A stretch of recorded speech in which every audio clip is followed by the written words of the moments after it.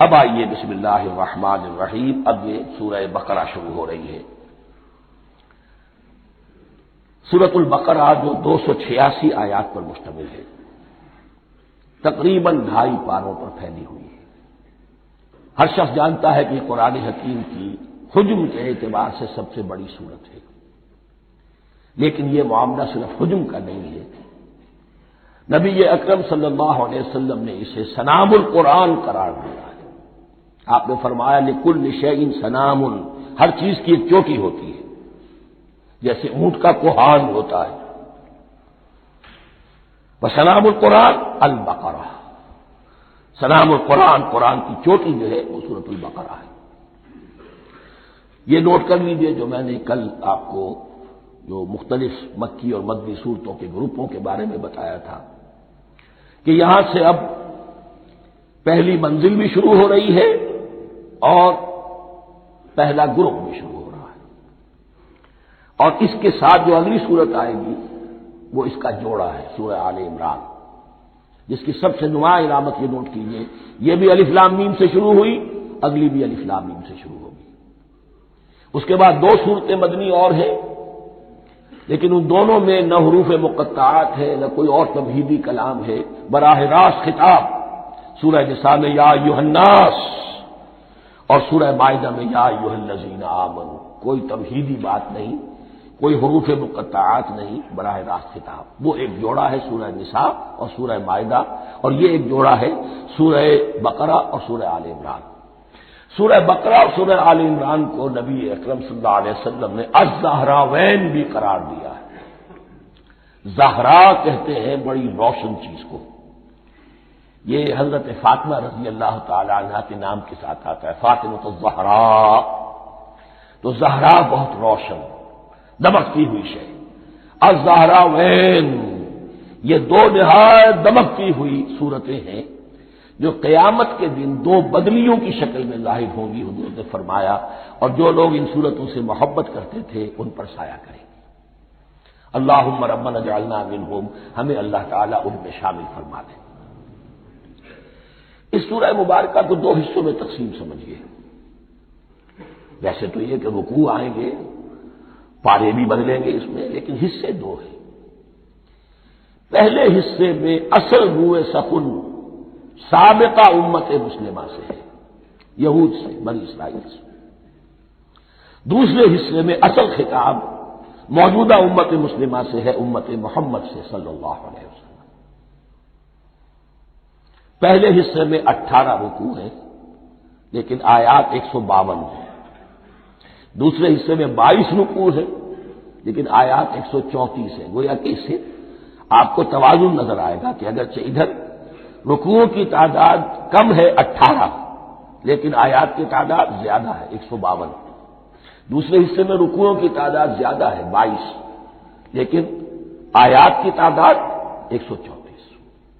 اسی لیے اس کا ایک نام میں نے تجویز کیا ہے، وہ اس لیے تاکہ کچھ حقائق آپ کے ذہنوں میں ان ناموں کے حوالے سے بھی انشاءاللہ محفوظ ہو جائیں گے۔ سورۃ الامتین، 2 امتوں کی سورت، اس لیے کہ تقریباً نصف اس کی ساری بحث جو ہے، مرکزی بحث، وہ سابقہ امت مسلمہ بنی اسرائیل، اور دوسرا نصف اس میں سارا خطاب وہ ہے موجودہ امت مسلمہ یعنی امت محمد صلی اللہ علیہ وسلم۔ اس کا جو پہلے 18 رکوع ہے یا پہلا حصہ ہے، اس کے اندر ڈویژن فردر ہوگی ورٹیکل، عمودی۔ پہلے 4 رکوع، پھر 10 رکوع، پھر 4 رکوع۔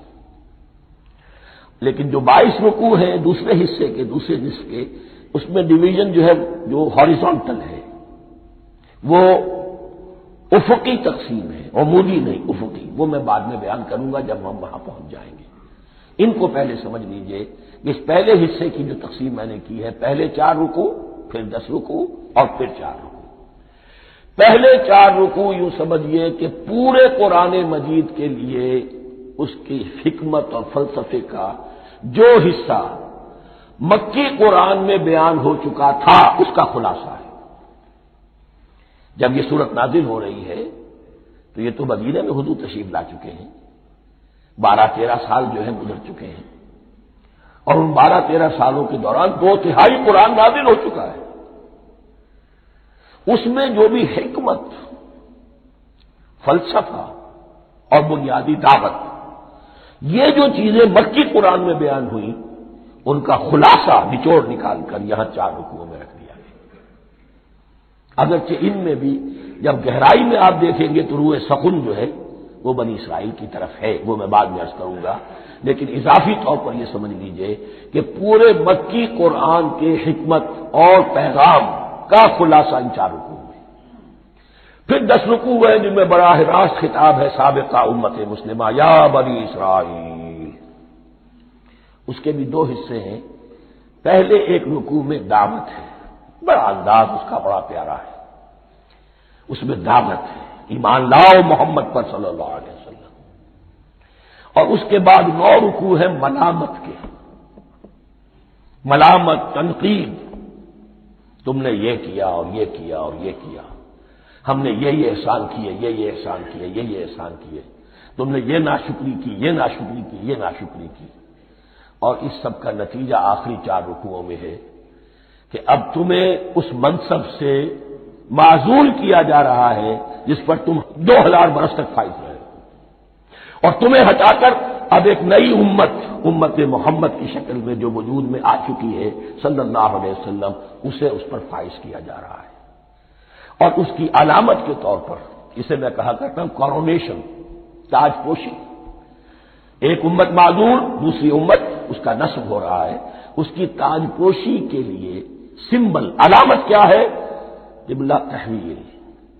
وہ قبلہ یروشلم سابقہ امت کا قبلہ اب ادھر رخ نہیں ہوگا، اب اہل توحید کا قبلہ یہ مکے کی طرف ہوگا، بیت اللہ کی طرف ہوگا۔ تو تحویل قبلہ کا مضمون ہے جو ان 4 رکوعوں میں آتا ہے۔ تو یہ میں نے تھوڑی سی تمہید جو ہے آپ کے سامنے رکھ دی ہے۔ اب بسم اللہ کیجیے۔ بسم اللہ الرحمن الرحیم، الف لام میم۔ الف لام میم یہ حروف مقطعات ہیں،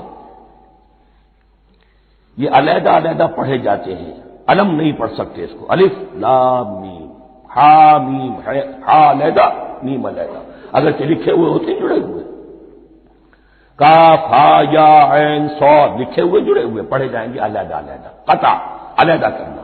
تو حروف مقطعات، ان کے بارے میں ایک بات تو جو ہے اجماعی ہے، سب کے نزدیک مسلم ہے، ان کا کوئی حتمی مفہوم اور ان کے حتمی معنی کسی کو معلوم نہیں سوائے اللہ اور اس کے رسول کے۔ اس معنی میں یوں بھی کہا گیا یہ کوڈ ورڈز ہیں، جیسے کہ کوئی میسیجز جو ہیں ادھر ادھر بھیجے جاتے ہیں، سیکرٹ میسیجز، تو کچھ کوڈ ورڈز ہوتے ہیں جس سے سمجھ میں آتا ہے کہ یہ بات واقعتاً صحیح سورس سے آ رہی ہے، واللہ عالم۔ لیکن اس کا کوئی مفہوم اور اس کے معنی جو ہے وہ اتفاق اس پر ہے، اگرچہ بعض حضرات نے کچھ اپنی سی کوشش کی ہے، کچھ مفہوم جو ہے بنانے کی، وہ اپنی جگہ پر ہے، لیکن یہ کہ کسی حضرت عبداللہ ابن عباس رضی اللہ تعالی عنہما نے بعض ایسی کوششیں کی ہیں، لیکن ان کی رائے کو بھی ان کی ذاتی رائے سمجھا گیا ہے، امت نے اسے قبول نہیں کیا۔ اجماع اور کنسنسس اسی پر ہے کہ اس کے معنی اور مفہوم کسی کو معلوم نہیں سوائے اللہ اور اس کے رسول کے۔ البتہ بعض چیزیں ایسی ہیں کہ وہ اگر نوٹ کر لی جائیں تو شاید آئندہ ہے اس میں کچھ راز کھلنے کے امکانات پیدا ہو جائیں۔ دیکھیے عربی زبان کے جو الفابیٹس ہیں ان کی تعداد 29 ہے یا 28 ہے، میں بتا چکا ہوں۔ الف اور حمزہ کو ایک سمجھے تو 28 ورنہ 29۔ پہلی بات یہ نوٹ کیجئے، قرآن حکیم کی 114 سورتوں میں سے 29 سورتوں میں ان کے شروع میں یہ حروف مقطعات آئے ہیں۔ دوسری بات یہ کہ اس میں 28 کا نصف کیجئے تو 14 استعمال ہوئے، 14 نہیں استعمال ہوئے، بالکل آدھی تعداد استعمال ہوئی ہے۔ تیسرے یہ کہ جو شروع اور آخر اور درمیان 3 حصوں میں تقسیم کر دیجئے آپ، 9 9 9 پلواری 27، ایک طرف 10 رہ جائیں گے۔ پہلے حصے میں سے بہت کم حروف لیے گئے، بہت کم۔ آخری حصے میں تقریباً تمام حروف ہیں، تقریباً۔ درمیانی حصہ وہ ہے کہ جس میں آپ نے دیکھا ہے کہ عربی میں جوڑوں کی شکل میں ہے، صاد ضاد، فرق کیا ہے نقطے کا، سین شین فرق کیا ہے نقطوں کا، را زا فرق کیا ہے نقطے کا۔ تو جو بھی نقطے والا لفظ ہے وہ نہیں لیا گیا، اور جو بغیر نقطے کے غیر منقوط ہے وہ لیا گیا۔ پھر اس میں 3 صورتیں ہیں جن میں ایک ایک حرف آیا ہے، سورہ قاف، سورہ نون، سورہ صاد۔ پھر صورتیں ہیں جن میں 2 آئی ہیں، جن میں 3 آئے ہیں، پھر 4 آئے ہیں، 2 ہی صورتیں ہیں جن میں 4 ہیں، اور 2 ہی صورتیں جن میں 5 ہیں۔ تو یہ ہے صرف یوں سمجھیے کہ اعداد و شمار۔ اس کے حوالے سے کچھ آدمی غور کرے تو شاید کوئی بات نکلے۔ باقی وہ مثال میں آپ کو بتا دیتا ہوں کہ حضرت عبداللہ ابن عباس نے ایک رائے ظاہر کی کہ الف لام میم در حقیقت ایک جملے کا خلاصہ ہے۔ انا اللہ اعلم، پہلا لفظ انا، اس کا الف لے لیا، درمیانی لفظ اللہ، اس کا درمیانی لام لے لیا، تیسرا لفظ اعلم، یہ آخری لفظ ہے، آخری حرف میم لے لیا، انا اللہ اعلم، میں اللہ جانتا ہوں، واللہ اعلم، واقعتاً اللہ ہی جانتا ہے۔ یہ حضرت عبداللہ ابن عباس کی رائے ہے، لیکن اگرچہ انہیں حبر الامت مانا گیا ہے، لیکن یہ کہ ان کی اس رائے کو بھی اکثر و بیشتر مفسرین نے قبول نہیں کیا۔ اب جو پہلے 2 رکوع ہیں اس سورہ بقرہ کے، ان کے بارے میں تعویل عام اور تعویل خاص کا ایک بڑا بنیادی فرق ہے جو نوٹ کر لینا چاہیے۔ جس وقت یہ صورت نازل ہو رہی ہے، میں عرض کر چکا ہوں کہ 12 سال ہو چکے تھے حضور کو اپنا فریضہ نبوت و رسالت ادا کرتے ہوئے۔ ایک جماعت اچھی بھلی تیار ہو چکی تھی جنہوں نے حضور کی دعوت پر لبیک کہا، ایمان لائے اور آپ کی تعلیمات پر عمل کیا۔ وہ ایک گروہ موجود تھا، یہ ابو بکر ہے، یہ عمر ہے، یہ عثمان ہے، یہ طلحہ ہے، یہ زبیر ہے، یہ عبد الرحمن ابن عوف ہے، یہ مصعب بن عمیر ہے، دیکھ لو۔ اور ایک گروہ وہ تھا کہ جو حق کو جان کر پہچان کر محض اپنی ضد اور حد درمی کی باعث وہ کفر پر آ گیا تھا۔ اور اب ایک تیسرا گروہ پیدا ہو رہا تھا مدینے میں آ کر، وہ ابھی ایمبریونک سٹیج میں ہے، کہ جو داعی ہے، مدعی ہے کہ ہم مانتے ہیں لیکن حقیقت میں نہیں مانتے۔ یہ 3 قسم کے گروہ دنیا میں ہمیشہ پائے جائیں گے، ہمیشہ۔ اب اسے میں اس کو لا رہا ہوں تعویل عام کی طرف۔ جب بھی کبھی کوئی دعوت اٹھے گی انقلابی، ایک ہوتا ہے واعظ و نصیحت، ٹھیک ہے، جس نے بھی فائدہ اٹھایا اٹھا لیا۔ ایک ہوتی ہے دعوت انقلابی، وہ انقلابی دعوت کا ہدف ہوتا ہے نظام کو بدلنا۔ نظام بدلتا ہے تو ظاہر بات ہے کہ جو لوگ اس نظام میں جن کے ویسٹڈ انٹرسٹ ہیں اور جن کو پریولیجز حاصل ہیں، جن کے مفادات ہیں، وہ تو لازماً اپنے نظام کا تحفظ کریں گے، ٹکراؤ ہوگا، تصادم ہوگا، تصادم میں جانی نقصان بھی ہوگا، مالی نقصان بھی ہوگا۔ یہ گویا کہ کسی انقلابی دعوت کے لوازم ہیں، اگر یہ شے نہ ہو تو ان دعوت انقلابی ہے ہی نہیں۔ اس اعتبار سے ہر انقلابی دعوت کے جواب میں 3 طبقے پیدا ہو جاتے ہیں۔ ایک وہ کہ جو اس دعوت کو قبول کرتے ہیں دیانت کے ساتھ، خلوص کے ساتھ، اخلاص کے ساتھ، اور پھر پوری جواں مردی کا ثبوت دیتے ہیں، ہر کے بعد آباد، اب جو آئے سو آئے، جان دینی پڑے حاضر ہیں، مال دینا پڑے حاضر ہیں، کوئی تکلیف آئے، کوئی مشقت آئے، کوئی مصیبت آئے، کوئی قربانی کرے، حاضر۔ جب پکارا گیا واپس نہیں پھیرا کوئی فرمان جنوں کا، اور تنہا نہیں لوٹی کبھی آواز جرس کی، خیریت جا راحت تن صحت داما، سب بھول گئی مصلحت اہل ہوس کی۔ ایک وہ لوگ ہوتے ہیں کہ جو اڑ جاتے ہیں ضد پر، ہٹ درمی پر، ماننے کے باوجود، جاننے کے باوجود کہ بات تو ٹھیک ہے جو کہہ رہے ہیں، کیسے مان لیں؟ ہماری سیادت، ہماری چودراہٹ، ہمارے مفادات، ہمارے یہ ساری چیزیں ان سب کے اوپر زد پڑ رہی ہے۔ یہ لوگ اڑ جاتے ہیں اور پھر کوئی دعوت، کوئی نصیحت، کوئی مزید افہام و تفہیم ان کے حق میں مفید نہیں ہوتی، اس لیے کہ صحیح بات ہے جو کہتے ہیں کہ سوتے کو تو جگایا جا سکتا ہے، جاگتے ہو کیسے جگائیں؟ کوئی سویا ہوا ہے تو آپ وہ جگا دیں گے، جو جاگا ہوا ہے لیکن وہ بنا ہوا ہے، وہ اٹھنے کو تیار ہی نہیں ہے، تو آپ کیسے اٹھا دیں گے اس کو؟ تو جو لوگ جان بوجھ کر حق کو پہچان کر رد کر دیتے ہیں، پھر ان کے حق میں کوئی دعوت، کوئی نصیحت، کوئی تبلیغ، کوئی انذار، کوئی تبشیر مفید نہیں ہے۔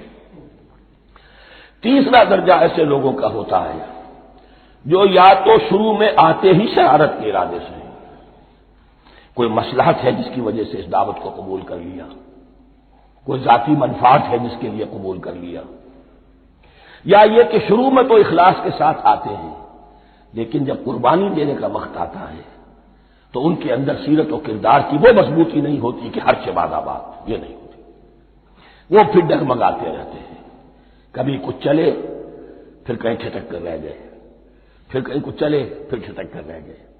یہ تیسرا طبقہ ہے کہ جو کہتا ہے، دعوی مدعی ہے کہ ہم نے مانا ہے، قبول کیا ہے، بات ٹھیک ہے، کچھ تھوڑا بہت چلتے بھی، لیکن جہاں مشکل آئی چھٹک کر کھڑے ہو گئے، اوندھے منہ گر پڑے۔ یہ تیسرا طبقہ ہے۔ اس کے لیے لفظ ہمارے ہاں منافقین بھی ہے، لیکن اس رکوع میں آ کر ابھی ان 4 رکوعوں میں نہیں بلکہ سورہ بقرہ میں مکمل میں بھی کہیں نفاق کا لفظ نہیں آیا ہے، اس لیے کہ اسے مرض سے تعبیر کیا گیا ہے۔ یہ مرض ہے ایک، اور اس مرض کے ذریعے سے لوگوں کے اندر جو ہے وہ ایک نفاق کا بیج پڑ رہا ہے، جو ظاہر ہوگا کہ منافقت پوری کی پوری کھل کر سامنے آ جائے گی۔ روگ ہے انسانی شخصیت کا، اس حوالے سے وہ تیسری، اور یہ چونکہ اہم ترین حصہ تھا اور یہ مرض اب شروع ہو رہا تھا، مدینے میں، مکے میں نہیں تھا، لہذا زیادہ تفصیل سے اس کے بارے میں گفتگو ہوئی۔